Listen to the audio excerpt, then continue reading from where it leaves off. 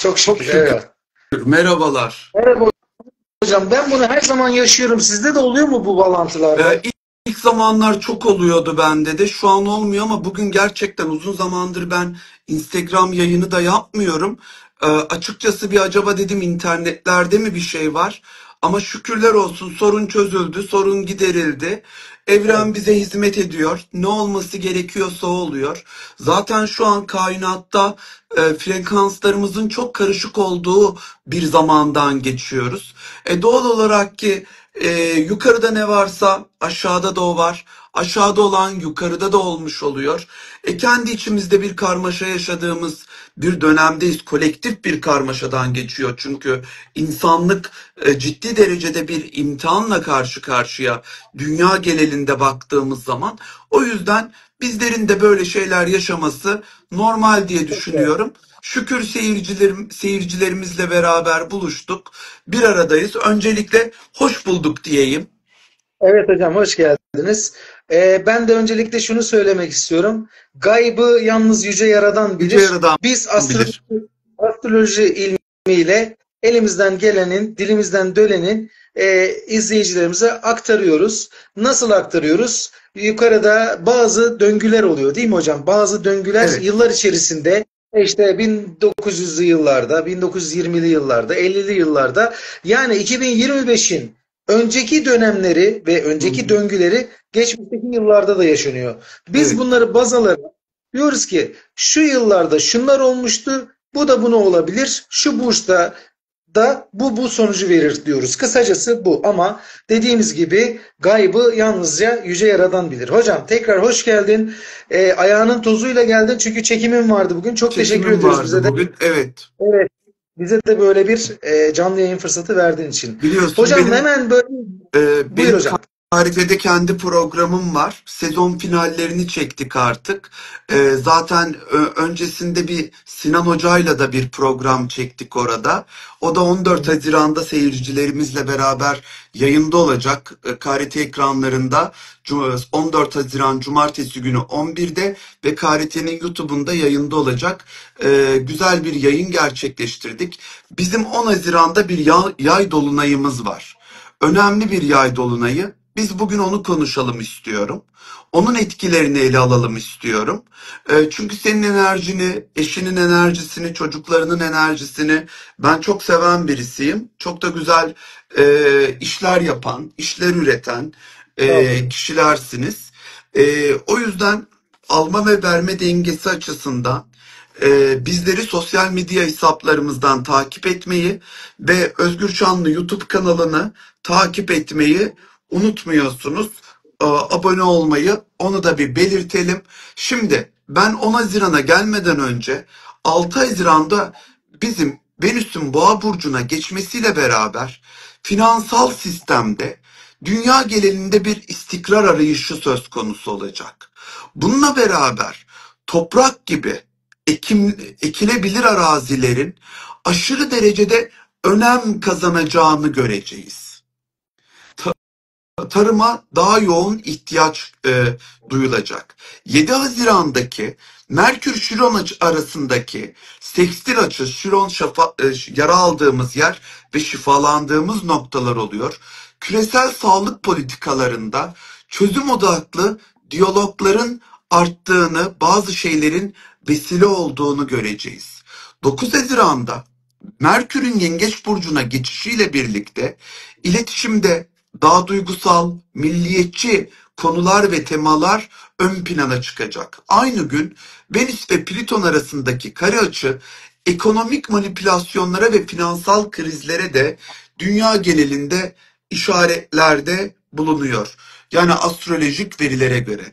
Tabii ki 10 Haziran'daki Jüpiter'in Yengeç burcuna geçişi milli değerlerin, iç güvenlik konularının önem kazanmasına sebebiyet verecek tüm ülkeler açısından, tüm devletler açısından. Aynı gün Merkür ve Neptün arasındaki kare açı bazı bilgi kirliliği ve dezenformasyon riskini barındıran bazı yanlış söylem ve haberlerin yayılmasını sağlayabilir. Sonuç olarak Haziran 2025'in 11. günü dünya genelinde iletişim, eğitim, sağlık, finansal sistemlerde önemli gerilimlerin ve dönüşümlerin yaşanabileceği bir dönemi işaret ediyor.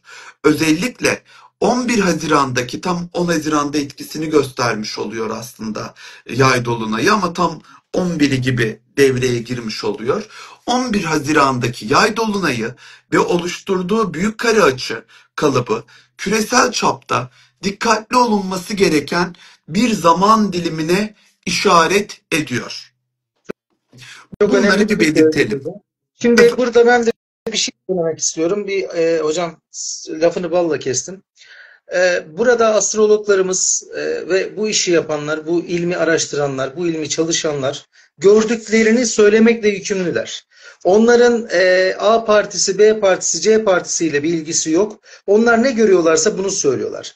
Şimdi bazen şöyle şeyler oluyor. İşte yok ocu, bucu, şucu. Arkadaşlar ben her yayınımda söylüyorum. Diyorum ki dili, dini, ırkı, mezhebi, inancı ne olursa olsun yaradılanı seviyoruz, yaradandan ötürü Yunus Emre misali diyorum. Ve şimdi Ferdi Hocam da gördüğünü söylüyor burada. Tabii bizim konu başlığımızda ne vardı bugün?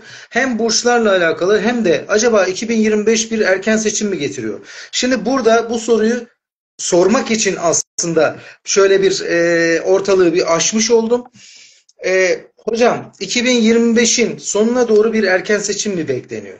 Şimdi şöyle, gökyüzünün verdiği bilgilere göre ve bir takım fırsatlara göre mevcut durumdaki iktidarın kendi içinde rüzgarı arkasına alacağına inandığı takdirde gökyüzü haritası bizlere bir erken seçim haberini verebilir senenin sonuna doğru. Tabii ki 2025'te olmayacak erken seçim. Yani onu belirtelim. Sonu derken onu da belirteyim. Yani kimse bu 2025'in Eylül'ünde, Ekim'inde, Kasım'ında, aralığında beklemesin. Seçim kararı alınabilir. Erken seçim kararı alınabilir. Bunu da Haberi bize bu ayda, 2026'da evet haberi yani bu haber bize 2025'in Eylül, Ekim, Kasım aylarında gelebilir. evet 2026'da da evet. bu Yani burada alanda bakın hocam gidebilir.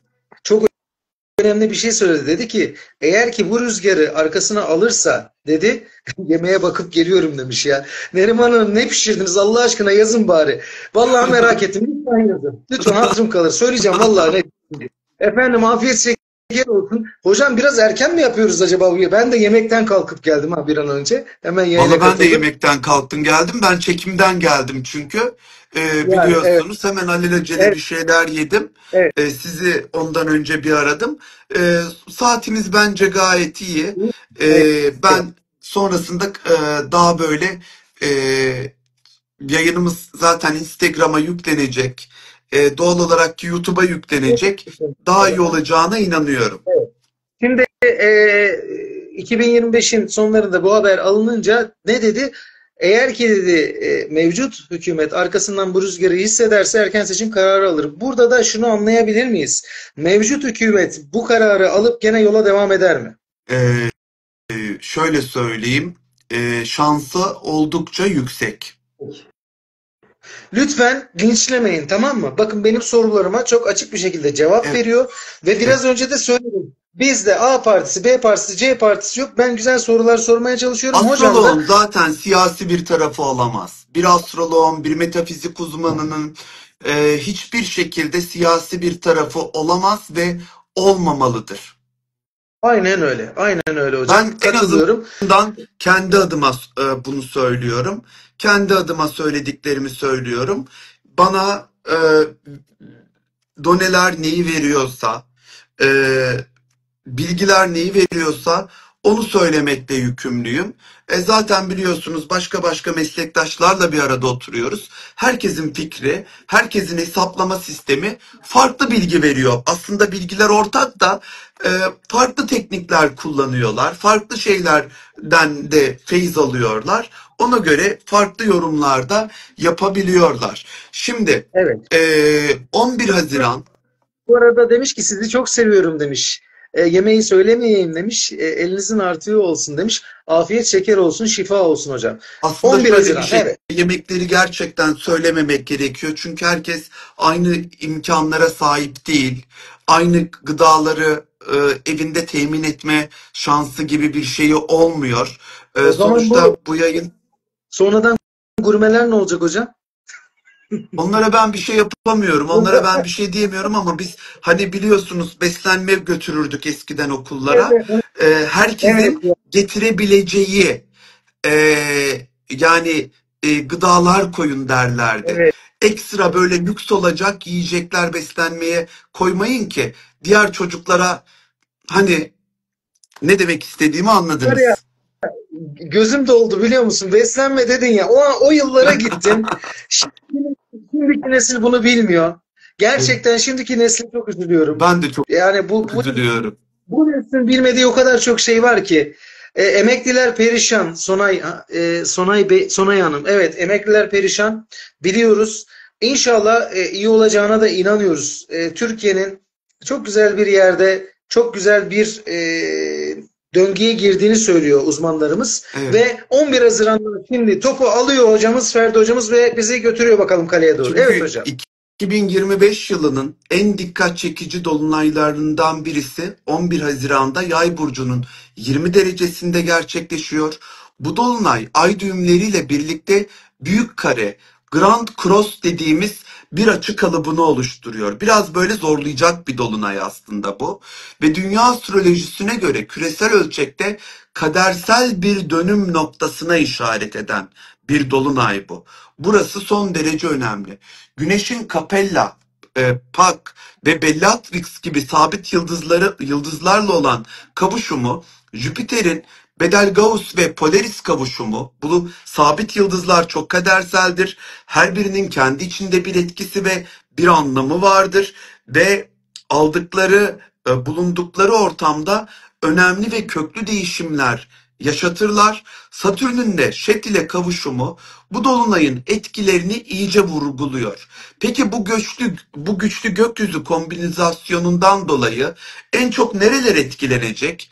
Türkiye Cumhuriyeti, Amerika Birleşik Devletleri, İngiltere, Almanya, Çin, Rusya ve Ukrayna üzerinde muhtemel derecede önemli yansımalarının olacağını göreceğiz. Olumlu mu, olumsuz mu hocam? Olumlu Kimine da olacak, olumlu, olumsuz da olacak. kimine olumlu, kimine de olumsuz olabilir. Evet. Evet. Ayrıca Güneş burcu, değişken Yay, İkizler, Başak, Balık olan kişileri olabildiğince ciddi derecede etkileyecek. Yay, İkizler, Başak ve Balık burçları, yükselen ve güneşi olanlar oldukça bu alanda etkilenecekler. Ünlü isimler bu dolunayda çok fazla etkilenebilir. Bu yüzden gerçekten bazı ciddi haberler duyabiliriz ünlülerle ilgili, tanınmış simalarla ilgili. Bunu da unutmamamız gerekiyor. Şimdi kozmik dinamikler ve temalar açısından büyük kare ve kadersel düğümler dedik. Dolunay ekseni, yay ikizler, ay düğümleri ekseniyle dik açı yaparak büyük bir kare açı oluşturuyor. Kareler zorlar. Bu tür grand kare görünümler gerilimli bir şekilde maksimum derecede etkisini gösterirler. Yani büyük bir enerji çaprazı dediğimiz bir sistem yaratacak. Özellikle ay düğümlerinin işin içinde olması kolektif düzeyde derin bir dönüşüm ve yön değişikliği potansiyeline de işaret ediyor. Dünya genelinde önemli karar anları ve yol ayrımları gündeme gelebilir. Güneş sabit yıldızlarla kavuşumda olduğu için ikizlerdeki güneş bu dolunay anında üç önemli sabit yıldızla aynı bölgede olacak. Capella, Pat ve Bellatrix demiştik. Mars ve Merkür doğasındaki çok şanslı bir yıldız olup özellikle Capella, Mars ve Merkür doğasındadır. Açık fikirlilik, dürüstlük ve güçlü dostlukları getirebilir. Pak sabit yıldızı Venüs Merkür karakterinde olup iyi haberler getirip umut ve iyimserlikle bağlantılı durumlar yaşamamıza sebebiyet verebilir. Bellatrix ise savaşçı ve kadın anlamına gelir. Hızlı başarı ve ün getirebilen olayları simgelediği gibi, fakat kişinin kendi karanlık yönüyle de yüzleşmesini gerektiren bir duruma işaret ediyor. Aksi halde başarı sonrası düşüş yaşatabilen bir yıldıza da dönüşebiliyor. Güneşin bu yıldızlarla kavuşumu, iyimserlik, cesaret, atılganlık vurgusunu arttırırken, zaferle gelen tehlikeli durumlara karşı da dikkatli olunması gerektiğine dair uyarıyor. Zaferle Lider gelen. pozisyondaki, son olarak Özgür Bey, Hı hı. lider pozisyondaki kişiler ve otoriteler için hem parlayacakları hem de sınanabilecekleri bir zaman diyor. Hocam orada çok önemli bir şey söyledin. Zaferle gelen Evet, insan, zafer, eğer kendi karanlık yönünle yüzleşmesen, gelen başarının karanlık yönlerinin bedelini de ödemek zorunda kalırsın. lider Diyetini. bile olur. Değil Kim mi? olursanız Kim olun, olur? yani bireysel hayatlarımızda, şöyle söyleyeyim, işte şu an biliyorsunuz, dünya çapında, dünya üzerinde söz sahibi olan, küresel güçleri yöneten farklı farklı ülkelerin liderleri, iş adamları, baskılarını görebiliyor bazı ülkeler. Bu kişiler, o ülkeler bazı imtihanlarla karşılaşabilirler. Zaten Amerika etkilenebilir diyor, Rusya etkilenebilir diyor, Ukrayna etkilenebilir diyor, İngiltere etkilenebilir diyor. Ben Türkiye'nin daha olumlu etkileneceğini düşünüyorum. Onu bir İnşallah. belirtmek istiyorum. Ee, Satürn ve Şet kavuşumu zorlu sınavlar verir. Satürn balık burcunun son derecelerinde kötü yönüyle bilinen Şet sabit yıldızıyla kavuşuyor. Şet 29 derece balık, astrolojide en talihsiz yıldızlardan biri olduğu için ağır kazalar, boğulma, kişinin kendi hayatına son vermesi gibi büyük trajedilerle ilişkilendirilir. Evlerden uzak ya Rabbim, sen Amin. esirge. Satürn'ün burada olması dünyada ciddiyet ve gerçekçilik dersi verirken acı deneyimleri de tetikleyebileceğini gösteriyor. Otorite figürleri ve devletler için zorunlu kısıtlamalar, kayıplar ve sorumlulukların ağırlaşması gündeme gelebilir. Özellikle su ve denizlerle ilgili sorunlar, sel, deniz kazaları, işte suda boğulma veya toplumsal melankoli etkisi görülebilir. Bu etki Jüpiter'in şans getiren pozisyonuna rağmen bizi ihtiyatlı olmaya ve büyük tehlikelere karşı iyi bir yönetici olmaya davet ediyor. Ülkelere baktığımızda ve özel etkilerine baktığımızda sabırsızlanıyorsunuz. Biliyorum, burçlara geçeceğiz. Merak etmeyin. Türkiye bu dolunay, Türkiye'nin özellikle uluslararası ilişkileri, hukuk sistemi ve finansal konularını tetikleyecek. Bu alanda yapılandırmalar, bu alanda yenilenmelerin olabileceğini görebiliriz. Yay burcundaki ay, ülkenin dış politika ve diplomasi alanında beklenmedik gelişmelere işaret edebilir diyor. İkizlerdeki güneş ise medya, iletişim ve bilgi akışında hareketli bir gündem yaratabilir. Hükümetin ekonomik kararları ve piyasalarla ilgili değişken kararlar alabilecekleri gözükebiliyor. Gökyüzünün verdiği bilgilere göre toplum alanında inanç, eğitim temalarının, üniversite ve yargı ile ilgili konuların öne çıkacağını görebiliriz. Buna benzer uyarılarda bulunuyor. Bunu da bir belirtmek istiyorum. Şimdi Hocam 13 bu bilgileri, Haziran'da özür dilerim, 13 Haziran'a gelmeden önce bu bilgileri e, bize ulaştırmak için bu bilgileri ne kadar çok çalışıyorsunuz? çalışmak gerekiyor. Yani Daha detaylı çalışılabilir. Aslında benimkisi biz böyle, çok kapsamlı bir çalışma değil şu an. hayır, biz Daha böyle kapsamlı yapılabilir. oturup böyle hikaye dinler gibi dinliyoruz. Ben bir yandan hayranlıkla izliyorum. Ama bu gerçekten böyle hani böyle ayları, haftaları, ayları bilmem neleri alan bir çalışmayı herhalde getiriyor. Gerçekten ben teşekkür ediyorum. Aynı zamanda burada ismini anmadan edemeyeceğim. Sevgili Sinan hocama kucak dolusu sevgilerimi gönderiyorum. Bizi tanıştıran, buluşturan, benim için çok Çok özel bir kıymetli, insan. çok değerli, çok Çok değerli. kıymetli. Ve Yani Sinan Hoca'ya mutlaka arkadaşlar Sinan burada Hoca'ya dinlediğiniz zaman sevgiler. Sinan Hoca'ya çok sevgiler. Çok keyifli Evet. programlara beraber imza attık. İlk bölümü yayınlandı zaten. Bir de şunu söyleyeyim. Ben selam derken bu arada da ben kendi Sayarı Akademi'den mezunum. Nuray Sayarı Akademi. Nuray Evet. Sayarı'ya ve sevgili kıymetli hocam Gülay Umanalıoğlu'na buradan onlara da sevgilerimi yollamak istiyorum. Sinan Hoca'ya da çok çok sevgiler olsun. Çok çok sevgilerimi yolluyorum. Yine Karma Astroloji'den Yaprak Gülhan Teke'ye sonsuz sevgilerimi ve saygılarımı Bu yolluyorum. arada Onu da bir değerli menajerimiz, onu da Nurhan Bekar'a unutmayalım. sonsuz sevgilerimiz olsun. Yolluyoruz. Evet. Tez zamanda güzel haberler İnşallah. duymak ümidiyle diyorum. Geldik Nurhan 13 Hanım'a gerçekten. Haziran'a. Evet, Evet, 13. geldik 13 Haziran'a. Güneş İkizler Burcu'nda ay düğümleriyle kare açı yapacak. T kare açı kalıbının apex noktasında yer alıyor.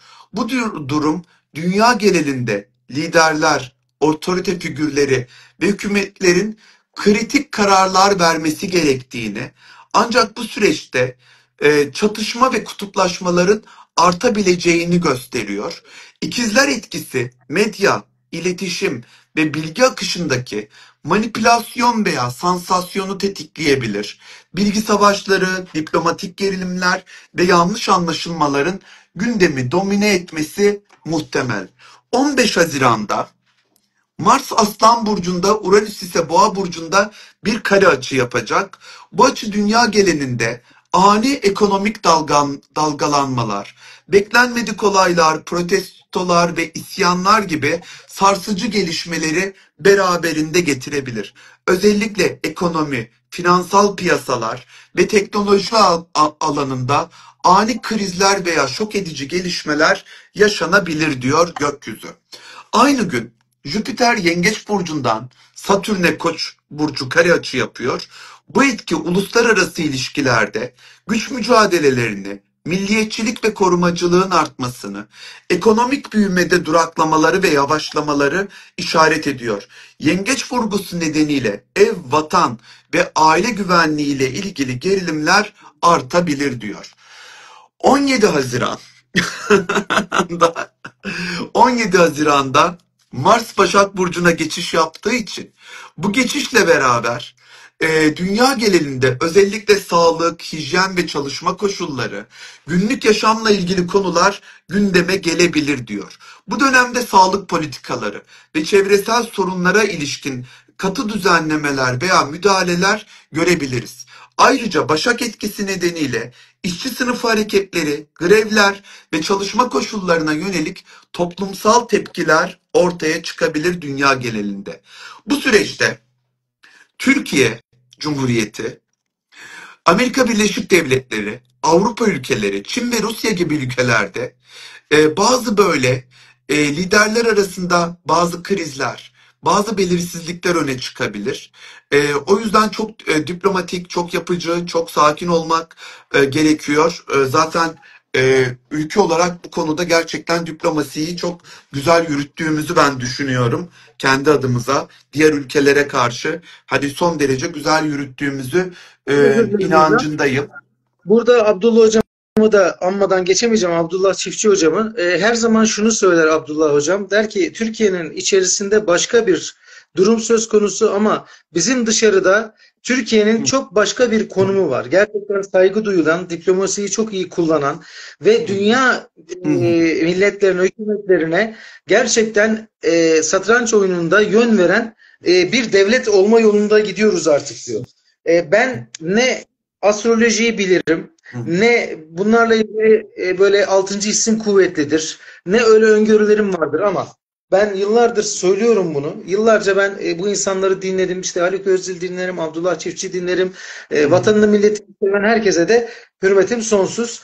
Ben Türkiye'nin çok iyi konuma geleceğine inanıyorum. Türkiye'nin dünya Rabbimin devletleri izniyle. İnşallah söz sahibi olacağına inanıyorum. Emeklimizin çok iyi duruma geleceğine inanıyorum. Çünkü ülke kalkınırsa zaten emekli kalkınır. Ve biz doğum sancısı çeken bir ülkeyiz. Lütfen siyasilerimiz halkı düşünmüyor demiş Gülten Hanım. Gülten Hanım, katılıyorum size. Katılıyorum. Nasıl katılıyorum? Siyasilerimiz başka bir boyutta, bazen Abdullah Hoca da öyle diyor. Çünkü o pazardan alışveriş etmiyor bazı siyasilerimiz. Onların evlerine gidiyor. Edenler de var da. Halkı evet anlayamıyorlar bazen. E, Aslında burada hep aklıma şey gelir hocam, biliyor musunuz? Marie Antoinette gelir. 1789 Fransız ihtilalinde Marie Antoinette'e gidiyorlar, diyorlar biliyorsunuz. Diyor ki ya isyanda halk, Fransa halkı isyanda böyle böyle. Niye diyor ekmek yok diyorlar. Ekmek yoksa pasta yesinler diyor. Aslında orada Ama hani ekmek yoksa pasta yesinler şimdi kötü anlamda Özgür Bey, demiyor. Kötü anlamda oradaki oradaki doğru yanlışı düzeltmek zorundayım rahmetli ile ilgili. Maria Antoinette aşırı lüks yaşayan kraliyet ailesinin verdiği tüm imkanları kullanan birisi. Hayatının evet. filmini de izleyebilirler. Ama doğum haritası iftiralara açık bir şekilde oluşmuş onun. İftira atılmasına müsait. Söylemediği kelimeleri kendisi söylemişmiş gibi Hmm. dışarıya yansıtıyorlar. Ve bunun sonucunda idam ediliyor. Giyotinle idam edildiğini biliyorum. Çok normalde aslında çünkü kolay değil, çok krizli bir aileye geliyor ve bir ülkenin kraliçesi oluyor. E, Ve kendi içinde de kocasıyla olan mutsuz hayatından dolayı, mutsuz ilişkisinden dolayı yapay köyler kuruyor. Aşırı lüks bu yapay köyler. E, Yani işte köpekleri, kedileri, bilmem neleri, onun yine aynı şekilde onun siyahi bir kölesi de vardı yanlış hatırlamıyorsam ben. E, Yani talihsiz bir son yaşamış birisi. E, Tabii ki şurada benim bildiğim hikayedeki olay şu. Hani kendisi çok lüks içinde yaşamış ya. O evet. ekmek yaptığı zaman pasta yiyen birisi. Evet. İşte onun için ekmek yapıp pasta İşte halk yesinleri kötü da onun anlamda. o pasta, o bazı dal kabuklar da onun o Evet, pasta yemesini, sarayda ne yenir? Pasta tatlı yenir tabii evet, ki. evet, evet, Yani evet. bugün biz İngiltere Sarayı'na da gitsek herhalde çay tatlı, çünkü bir de İngiltere'de tatlı çok tüketilir. Pasta ürünleri çok tüketilir. Oranın Fransa, doğası gereği, Fransa, tabiatı gereği doğal olarak ki böyle bir talihsizlik olmuş, gitmiş ama şimdi onun kelimesiymiş gibi söylemek bana adil gelmez şu an burada. eyvallah. Yok zaten oradaki söylemek yani bana yani Anladım tarih ben ve sizin ne demek istediğinizi. oradaki kötü anlamda söylemiyor. Ekmek yoksa pasta yesinleri. Yani biz ekmek yoksa pasta yiyoruz. Onlar da öyle yapsın diye iyi Evet, niyetli söylüyor ama her iyi niyet yani her söylenen iyi niyete maalesef yorulmuyor. Onun gülünmüyor, için evet. yoruluyoruz. Ben buradaki yorumlarınızı da görüyorum. Vergiler çok fazla. Ben esnafım aynı zamanda biliyorum. Hepsinin içerisindeyiz ama hep beraber ayağa kalkacağız. Bu millet her zaman ayağa kalkmayı bildi. Biz birbirimize destek olacağız ve güzel şeyler düşüneceğiz ki güzel şeyler olsun. Evet Evet. hocam. Buyurun hocam. 19 Haziran'a geleyim. Yengeç burcundaki Jüpiter ile Koç burcundaki Neptün arasındaki kare açı dünya çapında duygusal karışıklılık getirebilir. Hayal kırıklığı ve belirsizliğe sebebiyet verebilir. Özellikle siyaset, uluslararası ilişkiler ve ekonomik alanlarda abartılı beklentiler, hayalci politikalar ve gerçeklerden kopuk yaklaşımlar ortaya çıkabilir. Toplumların milliyetçi veya duygusal tepkiler vermesi, dezenformasyonun artması gibi durumlar muhtemeldir diyor. Bir 21 Haziran'ı da ele alayım. Yavaştan burçlara geçelim bence istiyorum. Güneşin Yengeç burcuna geçişiyle birlikte aile, vatan, güvenlik ve sınırlarla ilgili konular dünya gündeminde daha yoğun bir biçimde taşınacaktır dünya gündemine. Milliyetçilik, iç politika ve savunma meseleleri öne çıkabilir. Duygusal bağlar, birlik ve beraberlik vurguları, liderlerin söylemleri artabilir. Aynı gün Merkür'ün ay düğümleriyle olan olumlu açısı, sekstil üçgen açı, iletişim ve diplomasi alanında yapıcı adımların atılabileceğini gösteriyor. Dünya genelinde diplomatik girişimler, anlaşmalar, görüşmeler ve müzakereler açısından destekleyici enerjiler de devrede olabilir diyor. Bir dakika bir şeye bakmam lazım. Tabii ki. Hmm, Burayı almak istemiyorum. Burayı Evet, yok burayı vermek istemiyorum. Burayı hiç geçelim. Birazcık da güzel şeyler duyalım, değil mi? Hakkımız. Eyvallah. Evet. Şimdi Türkiye açısından aslında şanslı bir zamana 27 Haziran'dan sonra daha iyi gireceğiz. Daha şansımızın yaver gideceği gözüküyor. Daha talihli olacağımız gözüküyor Özgür Bey. Hadi bakalım. İnşallah. O zaman koçlara geçelim mi? Hocam peki onlara geçmeden önce siz bu süreçte ya benim burcum istediğim burç olsun yani olabilir deseydiniz hangi burçta olmak isterdiniz? Öyle efsane bir burç geliyor ki dediğiniz bu dönemde. Yani Hangi burç o? şöyle söyleyeyim. Ya koç olmak isterdim. Ya oğlak olmak isterdim ama şu an en çok yengeçlerin böyle şanslı olduğu bir dönem. Ama kendim yengeç burcu olduğum için çok yengeç olmak hoşuma gitmiyor. Koç, oğlak ya da boğa daha dünyasal olmak isterdim yani. Bu kadar maneviyatı yüksek birisi olmak istemezdim ben. Evet, Ee, evet, evet. Genelde insanlar maneviyatının yükselmesi için çok çaba gösterirler. Benimkisi gereğinden fazla olmadık bir şekilde yüksek olduğu için ben daha dünyasal olmayı isterdim. Hocam ağlar mısınız? Çok, Gitti mi? çok Kediye, ağlarım ama diye, kimsenin köpeğe. yanında ağlamam kolay kolay. Evde böyle Ya hıçkıra hıçkıra ağlar o mısınız? bağıra bağıra. Bağıra bağıra. Bir, bir Eyvallah hocam. seferinde bir seferinde 16 Ekim'di galiba yanlış hatırlamıyorsam. İki arkadaşımın yanında ilk defa ağladım. Yani bir durumu açıklamaya çalışırken ilk defa o arkadaşımın stüdyosunda çok ağladım yani. Ulu orta. Normalde ben kimsenin yanında ağlayamam, yapamam. Hani Muazzez Abacı'nın bir şarkısı var. Bilirsin ağlamam, ağlayamam diye. Evet, evet. Aslında orada ağlarım ama bunu ortaya dökmem, ortaya yansıtmam var bence o sözlerde. Şimdi şöyle bir şey, yengeçler, akrepler, balıklar gözünüz aydın, şanslısınız, şanslı bir döneme geçiyorsunuz, şükürler olsun. Ama şunu söyleyeyim, sevgili yükselen koçlar ve güneş burcu koç olanlar, hadi bakalım ekran başına güzel beğeni ve yorumlarınızı yapmayı da unutmuyorsunuz. Özgür Şanlı YouTube kanalına abone olmayı, ben Ferdi Bozduman'ın da Tarot Kehanetleri adlı YouTube kanalına abone olabilirsiniz. Özellikle Koç burçlarının iletişim, yakın çevre ve kardeşlerle ilgili konularda zorlu ve gerilimli tartışmalar yaşayabilecekleri bir dönem. O yüzden aile içindeki davranışlarına, söylemlerine karşı çok dikkat etsinler. Parasal olarak harcamalarını kontrol altında tutmaları gereken bir zaman diliminden geçiyorlar. Çünkü bir anda para ve yatırım ve maddi kaynaklar konusunda beklenmedik krizlere ve kriz ve gelişmelerle karşılaşabilirler. Yatırımlarını daha doğru yapmalarında fayda olduğunu görüyorum.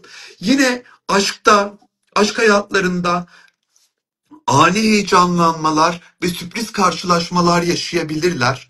Özellikle eee, aşk hayatlarında pozitif ve kadersel gelişmeler ve fırsatlar yaşayabilecekleri gözüküyor. Özellikle koçların iş yükleri artabilir, sağlık ve beslenme alışkanlıklarını çok dikkatli gözden geçirmeleri, daha düzenli ve disiplinli bir hayat yaşamaları gerekiyor. Kariyer hedeflerinde gerçekçi olmayan beklentilerden uzak durmaları onların faydasına olacaktır.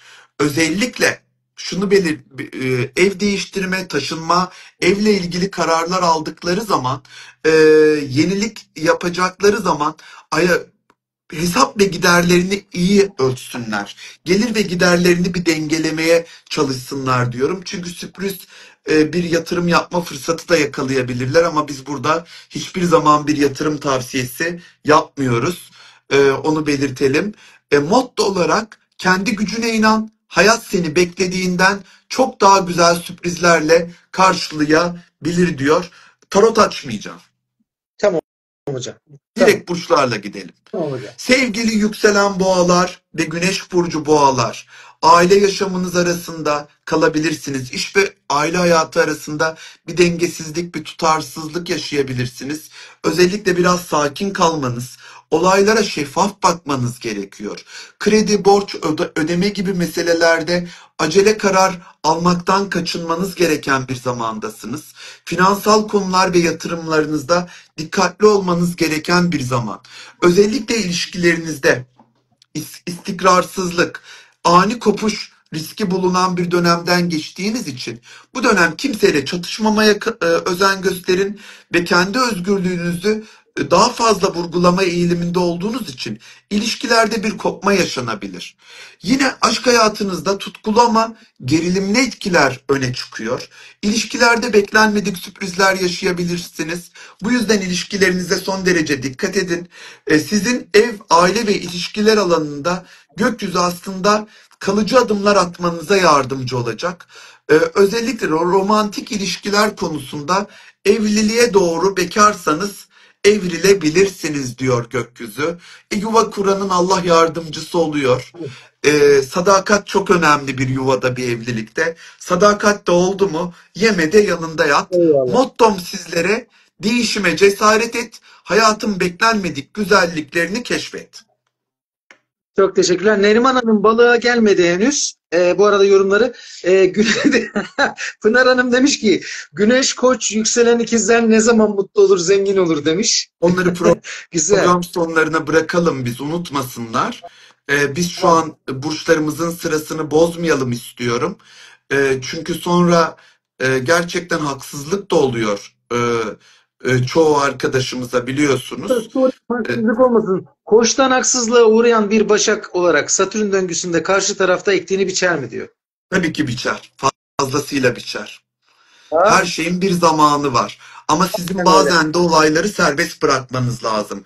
Bu olay ilahi cezayla, bu insan ilahi karma yaşasın, ceza yaşasın, ne zaman cezasını bulacak dediğiniz zaman Allah'ın işine, su maaşa karışmışsınız gibi oluyor. İlahi güç o zaman hiçbir şekilde müdahale etmiyor. Siz ne zaman vazgeçerseniz ilahi güç o zaman gereken cezayı veriyor, emin olun ki. Şimdi sevgili yükselen ikizler ve güneş burcu ikizler, romantik teklifler gündeme geliyor, çekici konuşmalar gündeme geliyor. Sosyal medyada, yazılı sözlü iletişimde çok daha cesur olmanız gereken bir zaman, eğlenceli ve yaratıcı dolu bir zamandan geçeceksiniz. Aşk hayatınızda hayallerinizi besleyecek, romantik ve sezgisel bir akışı veriyor gökyüzü. Sanatsal ya da yaratıcı alanlarda ilham verici gelişmeler yaşayabilirsiniz. Kadersel karşılaşmalar, geçmişten gelen bağlantılar ve sosyal ilişkilerde pozitif gelişmelere işaret ediyor gökyüzü. Karmik aşklar ve eski dostlarla yeniden bağ kurma olasılığınız yüksek. Özellikle para konusunda kariyer hedefleriyle ev hayatı arasında denge kurmanız gerektiğini vurguluyor gökyüzü.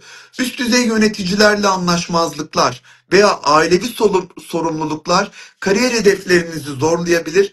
Ani kararlar yerine sağlam ve uzun vadeli stratejilerle ilerlemeniz son derece önemli. Sağlık konusunda bir tedavi görüyorsanız son derece iyi olacaksınız ve tedavinizin sonucu gerçekten güzel olacak diyor.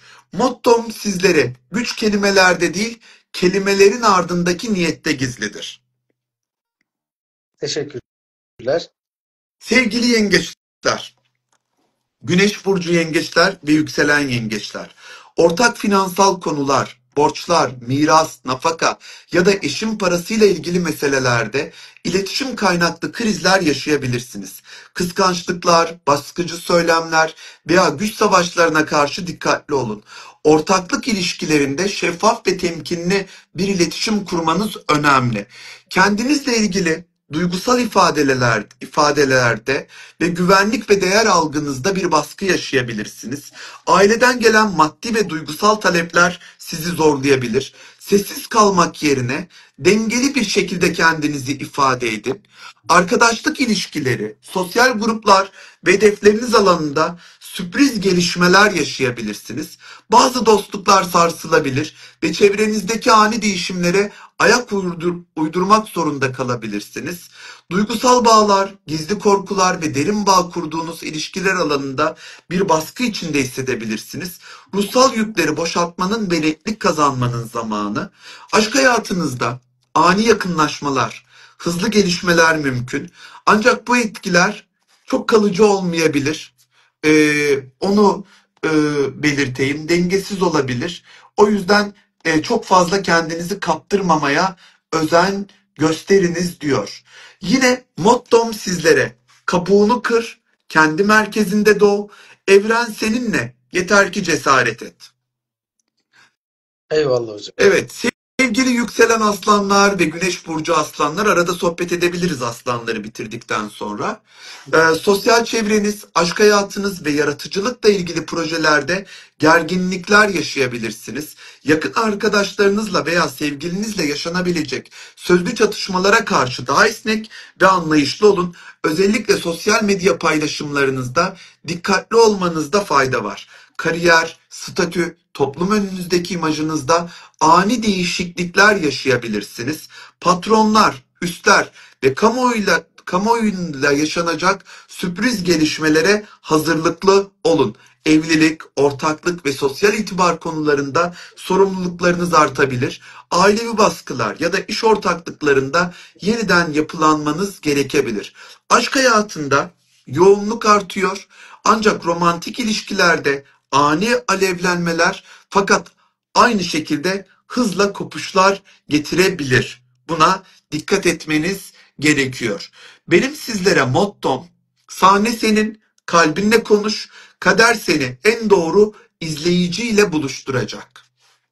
Evet hocam, çok teşekkür ederiz. Bu Evet, arada yorumlar geliyor. Demişler ki keşke soru cevap şeklinde de böyle bir bölümünüz olsaydı demişler. Şimdi arkadaşlar, Ferdi hocam tabii ki bu işin daha iyi bilen ve bu işin ilmini bilen birisi.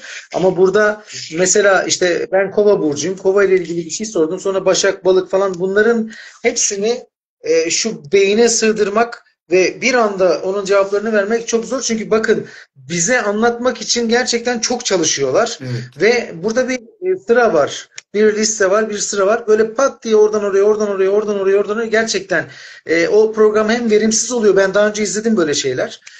Hem verimsiz oluyor hem de bu sefer insanlar aradan girdiğinde aynı soruları defalarca sormuş olabiliyorlar. O yüzden de bence Ferdi hocam çok güzel tık tık tık tık mottolarına kadar almış hepsini. Çok güzel ilerletiyor. Ben kendisine çok teşekkür ediyorum Ben hocam. teşekkür ederim Özgür Bey. Sizle yayın yapmak ayrı güzel bir keyif, ayrı bir güzel. Ben çok teşekkür ediyorum. Şimdi sevgili yükselen başaklar ve güneş burcu başaklar, ekran başına lütfen. Günlük yaşam, iş ortamı ve sağlık konularında böyle bir baskı yaşayabileceğiniz bir dönem. Özellikle işle ilgili, iletişimle ilgili güç savaşları, yoğun eleştiriler ya da kıskançlıklar yaşayabilirsiniz. Çalışma arkadaşlarınızla iletişimde yapıcı ve sabırlı olun lütfen. Kariyer, otorite figürleri ve ailevi sorumluluklarınızda baskı artabilir. Üstlerle gerilim yaşayabilirsiniz demiştik. Dengeli durduğunuz takdirde iş hayatınızdaki de, aile hayatınızdaki ve özel hayatınızdaki tüm engelleri aşacaksınız. Özellikle psikolojik durumunuzla ilgili, bilinçaltı korkularınızla ve ruhsal hassasiyetinizle ilgili bazı dalgalanmalar yaşayabileceğiniz için ruhsal sağlığınıza da çok özen göstermeniz gerekiyor. Aşkta ise sıra dışı gelişmeler gündeme gelebilir. Bastırılmış bazı duygular tetiklenebilir. Ama kadersel anlamda önemli bir süreç, önemli bir dönüşüm yaşayacaksınız. Enerjinizi doğru kullanın. Özellikle ilişkiler, ortaklıklar, evliyseniz eşinizle olan bağlantınızda fazla iyimser olmanız sizin yararınıza bence olacak. Karşı tarafa olduğundan fazla anlam yüklemek hayal kırıklığı da yaşatabiliyor. Bunu unutmamak gerekiyor. O yüzden biraz gerçekçi mi olsanız, pembe gözlükleri çıkarmak belki sizlere daha mı faydalı olabilir? Bunu da bir belirtmek istiyorum. Ben motto olarak sizlere: kusursuzluk arama, kendi gücünle ilerle. Detaylardaki büyüyü sen yaratıyorsun. Güzel hocam. Hocam Evet. burada bir 10 puanlık uzman sorusu gelmiş. Burada ben şeyi çok merak ediyorum ne yorum yapacağınızı. Ben 1982 sabah ezanı ile doğmuşum. O dönemin takvimine baktığımda sabah ezanı 6.31. Ama astrologla görüştüğümde yükselenim Aslan 5.10 diyor. Sabah 5.10'da Aslan Hangi demiş. ülkede doğmuş, hangi şehirde doğmuş bu arkadaşımız? Evet, bakın hangi ülkede doğdunuz? Hangi şehirde doğdunuz, değil mi? Bunlar tabii. Evet. 6.31 neye göre? İstanbul'da mı sabah ezanı 6.31? Nerede? Doğru, 6.31 neye göre? Doğru doğru söylüyorsunuz hocam.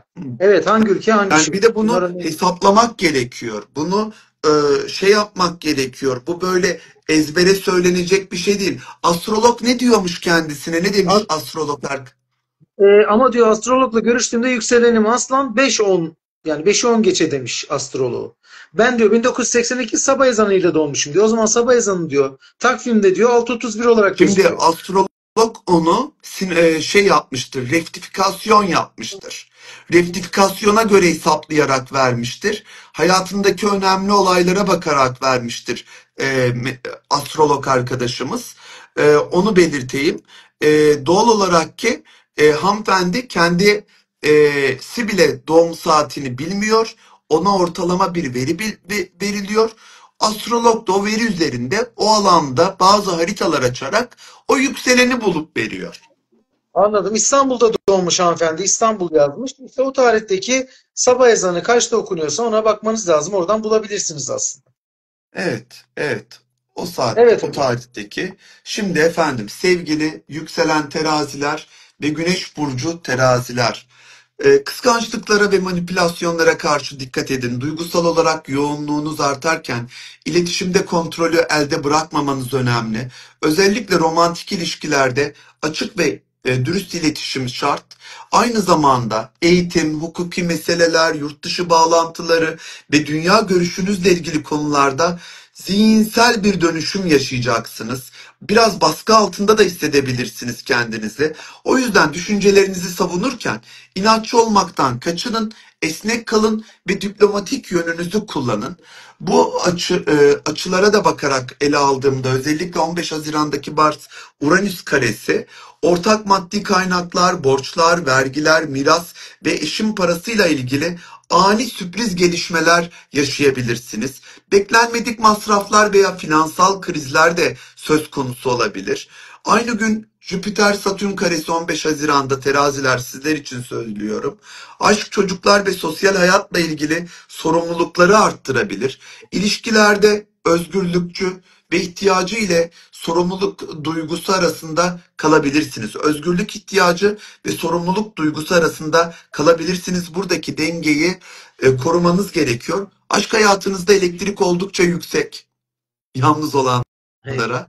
O kadar ani gelişen ilişkileri tetikleyebilir ama ilişkiyi dengede bulmak zorlaşabilir.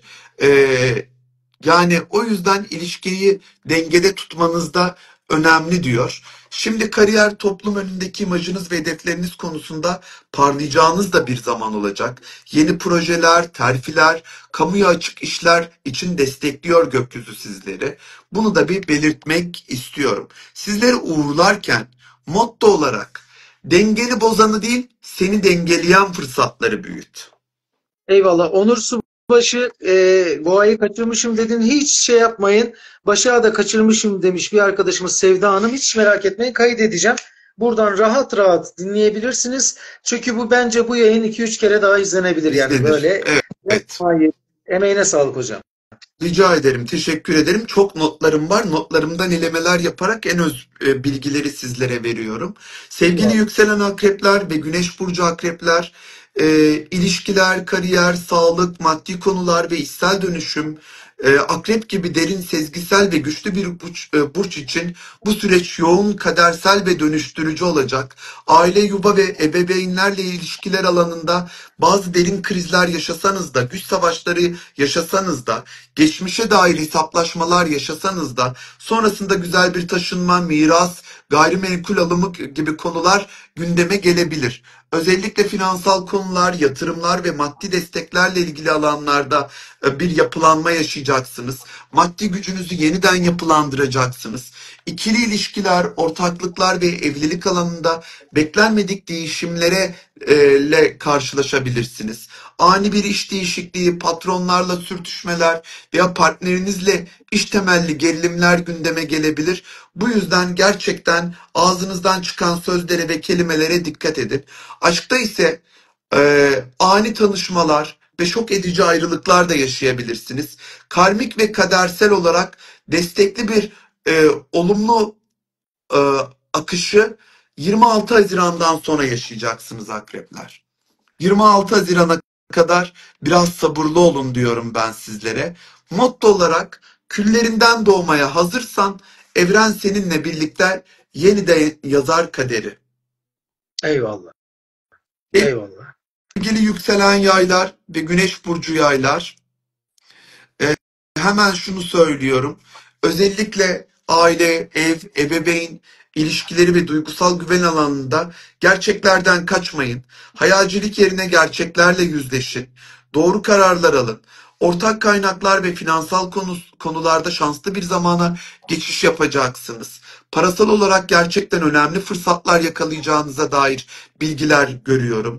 Yeni bir iş, terfi, liderlik rolü ve büyük bir proje başlayabilir hayatınızda.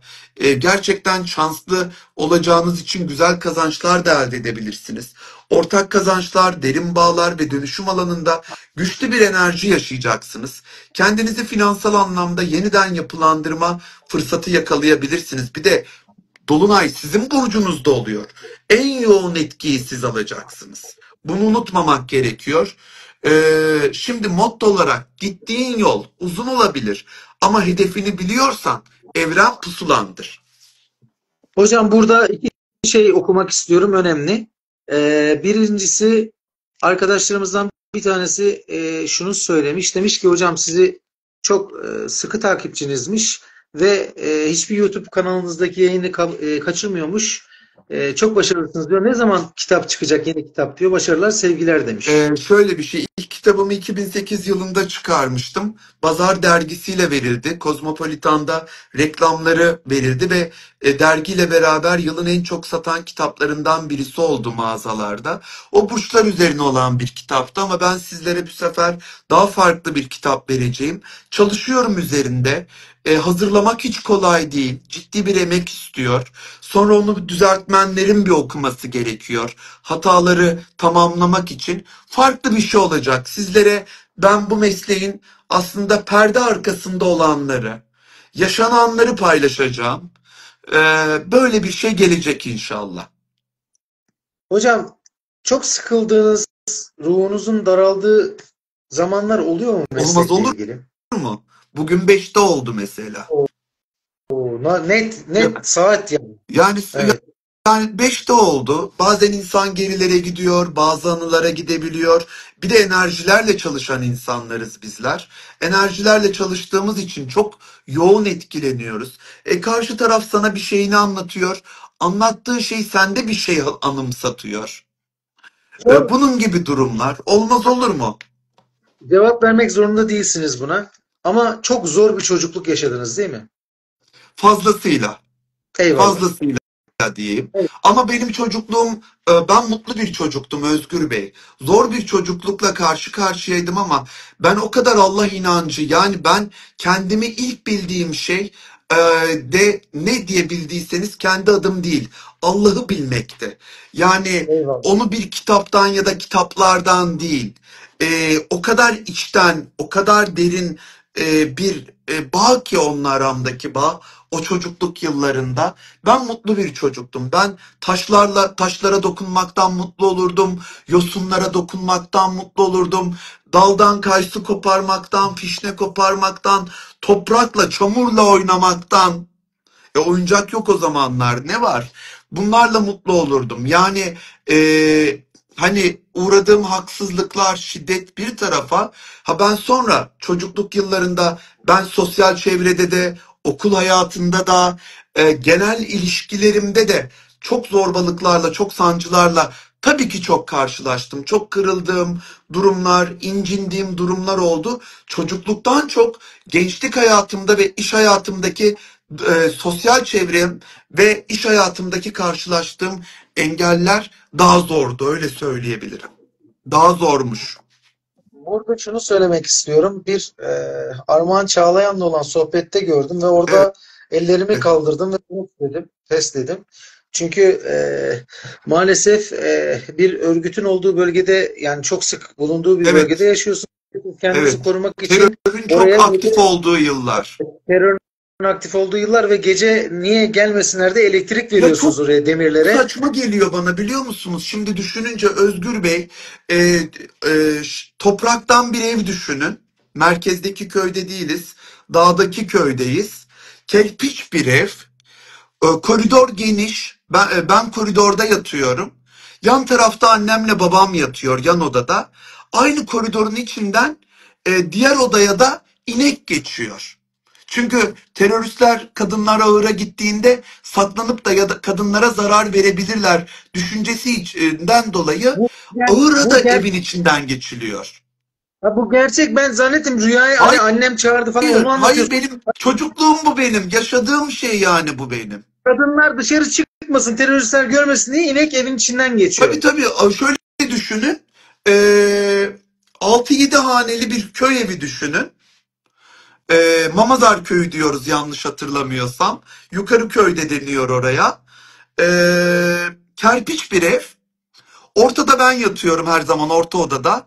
O orta odadan, yani ilk girişteki ortada kalan odada, yan taraftaki kapı annemle babamın kaldığı oda. Diğer yandaki kapıdan, o koridordan inekler de o kapıdan girip diğer ahıra geçiyor. Çünkü kadınlar, ahır dışarıda olursa kadınlara zarar verirler, kadınları alıp götürürler, çocukları alıp götürürler. Ve çok iyi bir şey hatırlıyorum. Evlerimizin altında ee, bazen saklanma yerleri olurdu.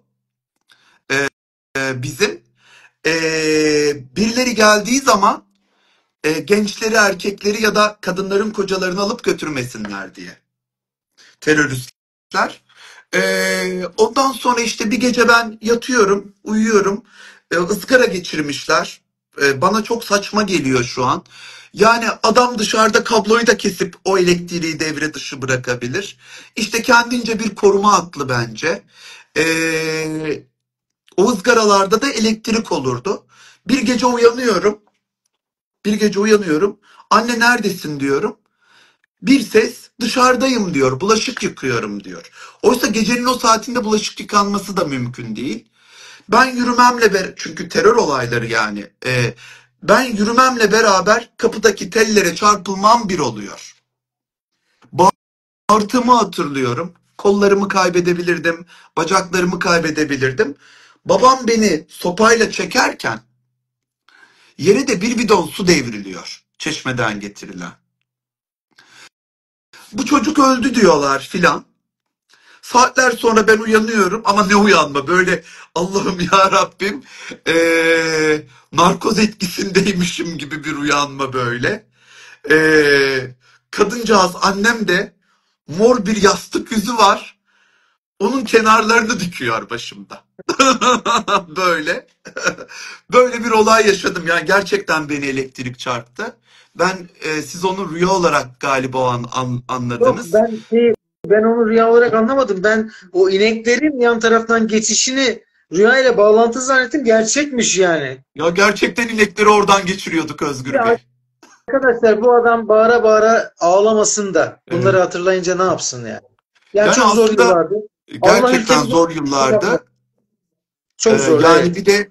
de şöyle bir şey, tabii ki, ama köy gibisi yok. İnsanın köyü gibisi de olamaz.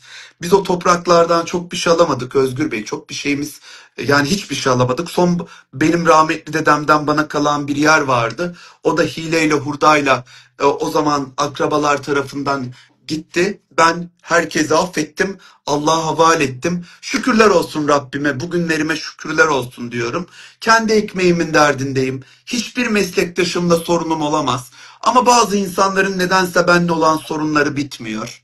bazı meslektaşlarımızın. Demek ki kendi ışıklarından emin değiller. Ben öyle düşünüyorum. Kendi ışığından emin olan bir başkasının ışığından rahatsızlık duymaz. Nasıl Sinan Hoca'yla birbirimize destek oluyoruz? Nasıl birbirimize destek olduk, bir işbirliği yaptık? Bu kendi ışığımızdan emin olmamız. Evet, evet. Şimdi Hocam şimdi yedi evde olursa boşanma kaçınılmaz mıdır? Arkadaşlar Allah ağzınızın tadını bozmasın. ne diyor? İnşallah yuvanız daim olur. Ne Ee, demiş? Şiron 7 evde olursa boşanma kaçınılmaz mıdır demiş. Bunu neye dayanarak söylüyor? Arkadaşımızın astroloji eğitimi mi var? Şiron yara aldığımız yer ve aynı zamanda şifalandığımız yerdir. Şironu bu kadar gözünüzde olumsuz abartmayın. Bazen yaralar almamız gerekir ki daha iyi şifalanalım, daha iyi olgunlaşalım, bazı sahteliklerden çıkalım. Bir de bir şey söyleyeceğim. Boşanmanız gerekiyorsa boşanırsınız. Evliliğinizin devam etmesi gerekiyorsa evlenirsiniz. Kimse kimsenin tapulu malı değil, kimse kimseyle ömür boyu kalacak diye bir kural yok hayatta. Ben de gençlik aşkımı çok seviyordum ama ayrıldık. Ben başkasıyla evlendim, o başkasıyla evlendi. Olabilir bunlar. Olabilecek şeyler hayat içerisinde. Ben bugüne dönüp baktığımda iyi ki onunla olmamış diyorum. Çünkü ben Ferdi Bozduman olmazdım. Yani bu kariyeri bu noktaya getiremezdim. Evet. O zaman Yani şöyle yapalım. Morning Golf'luk muymuş? Neymiş adı, kullanıcı adı? Siz şöyle, eğer kadınsanız eşinize bir kahve yapın, erkekseniz bir çiçek alın. Tamam mı? Bakın bakalım evlilik nasıl oluyor. Bir sürprizlerle ilerleyin inşallah. Hocam, Oğlak Burcu'na geçiyoruz. evet hocam. Oğlaklar bizi bekliyor. Evet, Sevgili evet. yükselen, Haksızlık ettik evet, onlara. evet, sevgili yükselen oğlaklar ve güneş burcu oğlaklar, maddi kaynaklar, kazançlar, özdeğerler alanında önemli gelişmeler yaşayacaksınız. Harcamalar, gelir gider dengesi, özgüvenle ilgili sorgulamalar gündeme getirebilir. Özellikle para konuşmaları, güç mücadelelerine dönmeniz gereken bir zamandasınız. Sağlam bir bütçe planlaması yapmanız lazım. İlişkiler, ortaklıklar ve kariyer üçgenlerinde üçgeninde bir gerginlik yaşayabilirsiniz. Geçim sıkıntısı yaşayabilenler olabilir aranızda. İş ve özel hayat arasındaki dengeyi çok iyi kurmanız gerekiyor. Aşk hayatı, çocuklarla ilişkiler, yaratıcılık ve keyif aldığınız alanlarda beklenmedik şekilde hareketlenmeler olabilir. Duygusal çıkışlara karşı dikkatli olun. Bu sıralar biraz uykusuzluk yaşayabilirsiniz. Çok fazla şu telefonlarda gezmeyin. Reelslere bakmayın. YouTube'da gezinmeyin. TikTok'ta, Twitter'da gezinmeyin. Bırakın 1-2 saat ki uykunuz güzel gelsin. Bakın uykunuzun gelmesinin yolunu da sizlere bildiriyorum. Ama evliliğinde sorun yaşayanların sorunlarını çözebilecekleri bir zaman. O yüzden gerçekten inatlaşmayı bırakıp bu sorunları çözsünler. Yurt dışı yolculuğu yapmak isteyenlerin ya da akademik alanda çalışmalar yapmak isteyenlerin şanslı olacakları bir zaman söz konusu olacak. Motto olarak zamana hükmedemezsin ama zamanı kendin için inşa edebilirsin. Güzel. Sevgili yükselen kovalar ve güneş burcu kovalar, Evet. ev, yuva, aile alanında önemli gelişmeler yaşayacaksınız. İş kariyerinizde özgüveniniz yüksek olacak. Kariyerle ilgili büyük fırsatlar yakalayabilirsiniz. Bu zamana kadar mücadele ettiğiniz alanlarda sonuç alamadıysanız bundan sonrasında kesin olarak büyük sonuçlar alabilirsiniz. Özgüven, aşk, çocuklar ve hobilerle ilgili sorumluluk duygularınızın artabileceği bir zaman. Kalbini dinle ama sınırlarını bil. Sevgili sunucu arkadaşım, yayındayım. Yayından sonra sana döneceğim. Bir sunucu yazıyor da şu an. Aşkta Eyvallah. ani başlayan ilişkiler, bekarlar için söylüyorum.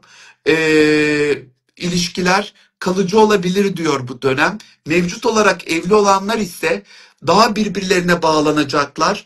Daha kadersel olduklarına inanacaklar birbirleri için. Ha, neler var? Ortak kaynaklar, kredi, borç, vergi, miras konularında güzel gelişmelerin olacağı söyleniyor. borçlar konusunda şanslı bir zamana geçiş yapacak kovalar. Sağlıklarına dikkat etmeleri lazım ama beslenmelerine dikkat etmeleri lazım. Özellikle 22 Haziran'dan sonra oldukça yükselen kovalar finans ve para konusunda çok şanslı olacak. 24 Haziran'da işleriyle ilgili konularda daha büyük bir hamle yapacakları gözüküyor. Kazançlı çıkacaklar. Motto olarak değişimden korkma. Akıl, kalp ve biliş bir araya geldiğinde gerçek özgürlük başlar. Hocam 22'sinden sonra paralanacakmışım, bir yemek ısmarlayacağım. İnşallah. Abi ısmarladınız ya zaten geçen gün. Her zaman hocam, her zaman, her zaman. Yani gayet de güzel ısmarladınız. Gayet de güzel ağırladınız. Eyvallah. Fazlasıyla. Yani tamamen gönül insanısınız. Gerçekten. Eyvallah. Onu bir söylemem gerekiyor. Nerelisiniz Özgür Bey? Sormadım ben size. Ispartalıyım. Ispartalısınız. Tamamen yani gerçekten gönül insanısınız. Eyvallah. Isparta'yı da ben çok severim. Çok bende yeri ayrıdır. Eğridir Gölü'nü çok severim ben. Gerçekten. Sevgili yükselen balıklar ve güneş burcu balıklar. İletişim, kardeşler ve yakın çevrenizle ve sözleşmelerle ilgili önemli gelişmeler yaşayacaksınız. İkili ilişkilerde ani gerilimleri, anlaşma iptallerini, duygusal patlamalarını ve iletişim kazalarını yaşayabilirsiniz. Bu yüzden aman ani tepkiler vermeyin. Bunu belirteyim. İlişkiler, evlilik, ortaklık ve açık düşmanlıklara karşı çok dikkatli olmanız lazım. İlişkilerinizde tartışmayın, ortağınızla tartışmayın. Kendinizi bulacağınız bir zamandasınız. Ama 21 Haziran'da sahne sizin olacak. Güneş artık aşk, yaratım, çocuklar ve kişisel keyifler alanını aydınlatıyor olacak. İlişkisi olmayanların bir ilişkisi başlayabilir. Sanatla ilgili projeleri olanların daha öne çıkabilir. Hem aşk hem de maddi konularda güzel netlikler yaşayabilirsiniz diyor. Motto olarak hayallerim pusulam olsun ama yönünü sezgilerinle çiz. Eyvallah hocam. Duygu insanısınız. Keşke programına katıldığım çoğu sunucu da duygularıma karşılık verebilse, duygularımı anlayabilse. Bir süre sonra onlar gibi robotik olmaya başlıyorsunuz ekranda ama Duygularım ya, bu kötü bir şey ama yani ben duygularımı çok belli eden biriyim. evet, Kızdığım zaman o anda hissettiriyorum, güldüğüm zaman, sevindiğim zaman o anda iyi bir şey değil ama ben çünkü yayını yaşıyorum ve şu anda hocam 1 saat 10 dakika oldu ama su gibi akan 1 saat 10 dakikaydı çünkü evet, yapmacıklıktan kaçınan, yapmacıklığı sevmeyen insanlarız biz. evet, Ben bunları sevmiyorum. Siz de doğalız. evet, evet. Belki de en büyük kayıplarımızı burada yaşadık. Yapmacık Evet, olmadığımız için. yapmacık E, olmadığımız için çünkü hayat iyi oynayanlara hizmet ediyor. evet. İyilere Evet. değil, Ama iyi oynayanlara, iyi rol yapanlara. hocam o da zor ya. Zor. Zor. Ne kadar rol yapılır ki? Valla sonumuz güzel olsun. Bundan İnşallah. sonra güzellikler gelecek. Öyle diyorum. İnsanlık noktasında buluşabilmek çok önemli. İnsan olduğumuzu unutmamak gerekiyor. Özgür Bey, ben gerçekten eşinizi de çocuklarınızı da sizleri de çok sevdim. Özgür Bey'in İyi abi. işletmesine gittim ben Üsküdar'da. Misafir oldum kendi işletmesine. Çok harika deriler, işte kokular, Vallahi yağlar, eyvallah. şifalı yağlar var orada.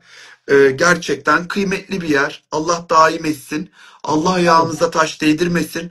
İnşallah kolektife faydalı olabilmişizdir. Yakın zamanda ileride yine yenisini yaparız. Beden, beyin ve ruh bütünlüğüyle sevgiyle kalın. İnşallah hocam. Görüşmek Görüşmek üzere. Allah'a üzere. emanet. Kova çok iyi oynadı ne demek bu ya? Kova çok iyi oynadı. İyi bir şey mi dedi? Kötü bir Hayır, şey mi dedi? Ne dedi? Tam onun yayını kapat. hayatında bir kova burcu varmış. Kendisine Ha, karşı güzel oynamış ya diyor. tam bak bu kadar hocam, bak şimdi böyle bu kadar da patavatsızım. Tam yayını kapatıyoruz. Yazıyor oraya. Benim burada şalter attı. Kova çok iyi oynadı. Ne diyorsun Yok yok, kardeşim? Ben ben de kovayım mı? hemen anlıyorum ne amaçla neyi ya Evet, işte mesleki evet, şey artık bizdeki. evet. Valla kovalar iyi oynuyorsa ben oynayamıyorum ya, helal olsun o kovaya. Bak bir dakika, Aa, şurada bir şeyler okuyayım, öyle biri bir kapatayım. şey yazmış, onu okumak istiyorum da. Ferdi Bey o kadar doğal, o kadar kalbi güzel insan ki sanki başka boyuttan gelmiş gibi. Rabbim yolunu bahtını açık etsin. Çok teşekkür ediyorum. O senin güzelliğin, güzellik bakan gözdeymiş Hocam derler. Hemen altında Yasemin Eyüboğlu, Ferdi hocam yüreğinize, anlatımınıza, ilminize sağlık demiş. Yasemin hocam çok iyi bir numerolog. Ara sıra onunla canlı yayınlar yapıyoruz, konuklar alıyoruz. çok Nokta sevgilerimi atışı. gönderiyorum. Ben bir dakika bu Yasemin Hanım'ı tanıyor muyum Tanıyorsun, acaba? tanıyorsun, Aa, tanıyorsun. biz yüz yüze görüşüyoruz kendisiyle. Tamam, tamam. Çok Kendisini doğru e, bir insan. kend, onun astroloji hocası Derya Hanım. Ben Antalya'da Kanal B'de 56 bölüm canlı yayın yaptım. Derya Hanım o Oo. zamanlar televizyoncuydu. Astrolojiyi bilmiyordu. Solar Fire'ı filan benle gördü. Benle astroloji yoluna girdi. Yani benden eğitim almadı ama Derya Hanım, Derya Uğur Demirhan'la 56 bölüm canlı yayın yapıyorduk. Telefonlar alıp doğum haritası okuyordum. Aa, çok güzel, çok güzel bir Kanal formatmış. B'de, Antalya'da. Eyvallah. Hocam o kadar aktı ki yayın. Gerçekten hiç sıkılmadan çok keyifle arkadaşlarımız da dahil oldular. Ben çok teşekkür ediyorum. İlminize sağlık. Her zaman da bekliyoruz hocam dükkanımıza. Görüşmek üzere. Görüşmek üzere. Allah'a emanet olun. Sevgiler. Eyvallah. Eyvallah hocam. Hoşça kalın.